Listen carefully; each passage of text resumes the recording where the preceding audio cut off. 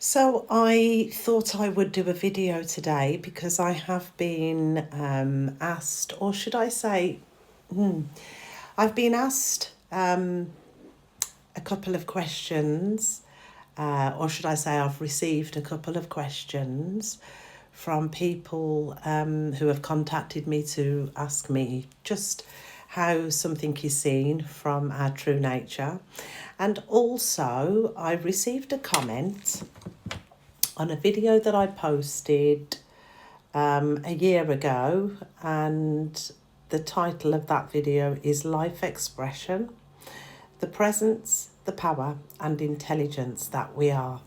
So the comment, I need to shuffle over a little bit and read it on my screen, says, "Hi Amanda, I like how you describe presence power, and I do realise I am presence stroke awareness, but I feel no power nor happiness. I'm simply there in a space where everything is still. That stillness is sublime. Yet I do not feel any inspiration to do anything. My life has suffered tremendously as a result." So, thank you for the comments.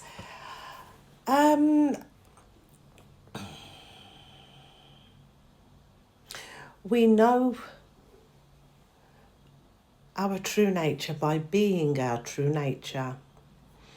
And although that may not be really helpful, using words, but functions like self-inquiry can make it so obvious that we don't have a history, we don't have an age, and there are no problems.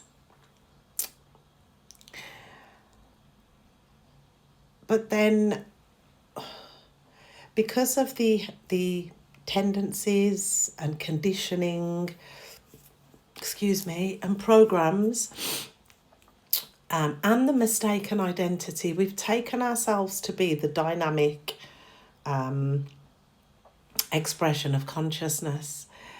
And because we are the reality, anything that happens can be experienced as a real experience, as reality. This is a very common thing, that when we've seen our true nature, it can be a complete withdrawal from the game. And then it's as if there's nothing and there's no purpose and no meaning, no enthusiasm. That's the mind. That is the mind. The mind is very subtle. And so the mind has been trained to adopt concepts of lack and limitation, to adopt conditioning or beliefs of past and future, good and bad, right and wrong. But it's not personal, meaning the mind only records and replays. And that is the nature of the mind. And this is why, if we wanted to use the mind to create an amazing life, we can, because it just means we have to change the information that we're giving the mind.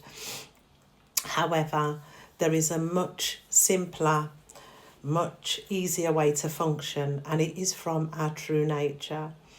I'm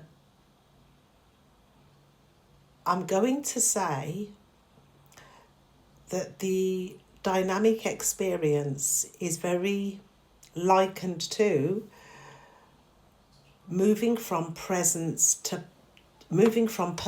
presence, even though there's no movement. So the awareness is who we are, or it's a function of who we are, and the true nature of awareness is being aware.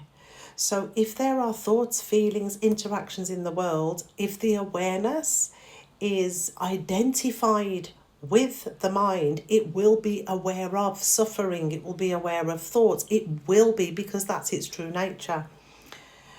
But when the awareness turns away from the mind and sees its true essence, its true source, which is ageless, timeless, boundless, isness, when it sees that, then that is happiness.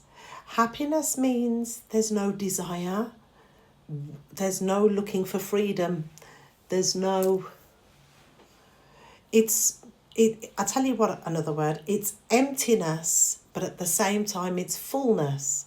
Now, so why this comment, the stillness is sublime, yet I do not feel any inspiration to do anything. That is the mind. The mind turns and slides into the heart. The mind is not losing its power. The condition, it doesn't, God, these words, I can't find words. It's not enough for me to just say, be still, be still. It's,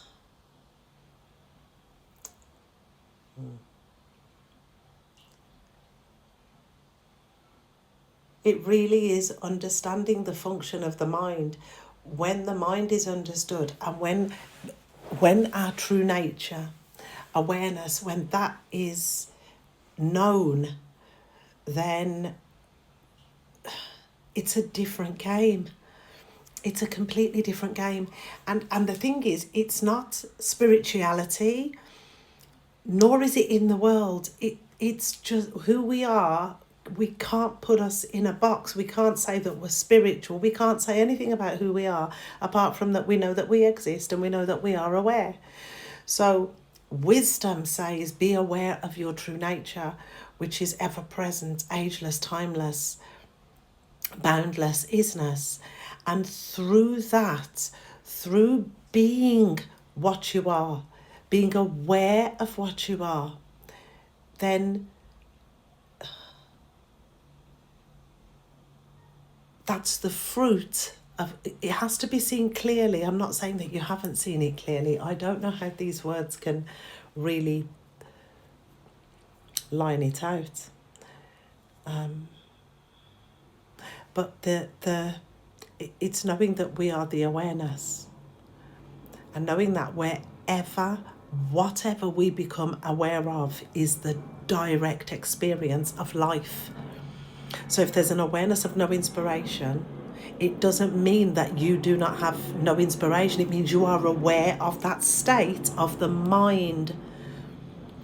Consciousness, the state of consciousness, is ageless, timeless, boundless, ever present, attributeless, but that's contented. There's when we keep on being and seeing who and what we are, turning away from that which always changes, when we are that, it is self-revealing. I don't want to say that it will make you happy. I don't want to say any of that. And so when I point to the yes practice, it just unplugs us from the mind being psychological and puts us into wisdom and bliss, which is not who we are. But it's a nicer experience until we say, okay, now the mind can be seen, and we gently, effortlessly stop being the witness and just become pure presence. And there's nothing we can do to start it or stop it. I hope that this has answered the question. I know I've answered some questions, but I hope it's answered the question that was related to the video that was posted a year ago. Thank you.